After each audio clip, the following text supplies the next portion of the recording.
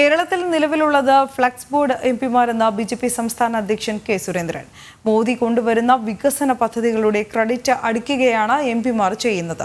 K Premachandran കേരളത്തിലെ ഏറ്റവും വലിയ ഫ്ലക്സ് ബോർഡ് എംപി എന്നും കെ സുരേന്ദ്രൻ കൊല്ലത്ത് പറഞ്ഞു. കേരളത്തിൽ നിരവധി വികസന പദ്ധതികൾ മോദി കൊണ്ടുവന്നു. എംപിമാരെല്ലാം അതിന്റെ ക്രെഡിറ്റ് അടിക്കാനാണ് ശ്രമിക്കുന്നത്. കേരളത്തിലെ എംപിമാരൊക്കെ ഒരു ഫ്ലക്സ് ബോർഡ് എംപിമാരാണ്. ഫ്ലക്സ് ബോർഡ് വെക്കുക, എന്നിട്ട് അവരുടെ നേട്ടമായിട്ട് ചിത്രീകരിക്കുക. കൊല്ലം ബൈപ്പാസ് യാഥാർത്ഥ്യമാക്കിയത് മോദി, ഫ്ലക്സ് ബോർഡ് അടിച്ചത് പ്രേമചന്ദ്രൻ. കൊല്ലം റെയിൽവേ സ്റ്റേഷന് നവീകരണ പദ്ധതി കൊണ്ടുവന്നത് മോദി, ഫ്ലക്സ് ബോർഡ് പ്രേമചന്ദ്രൻ. പ്രേമചന്ദ്രൻ സംസ്ഥാനത്തെ ഏറ്റവും വലിയ ഫ്ലക്സ് ബോർഡ് എംപിയാണ്. എല്ലാ മോദിയുടെ പദ്ധതികളും വികസന നേട്ടമായി അവതരിപ്പിച്ച് ജനങ്ങളെ കബളിപ്പിക്കുക.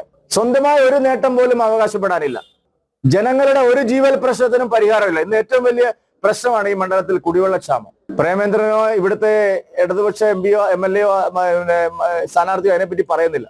പ്രധാനമന്ത്രി കൊണ്ടുവന്ന ജൽജീവൻ മിഷൻ സംസ്ഥാന ഗവൺമെന്റിന്റെ നിസ്സഹകരണം കാരണം പലയിടത്തും മുടങ്ങിക്കിടക്കുക.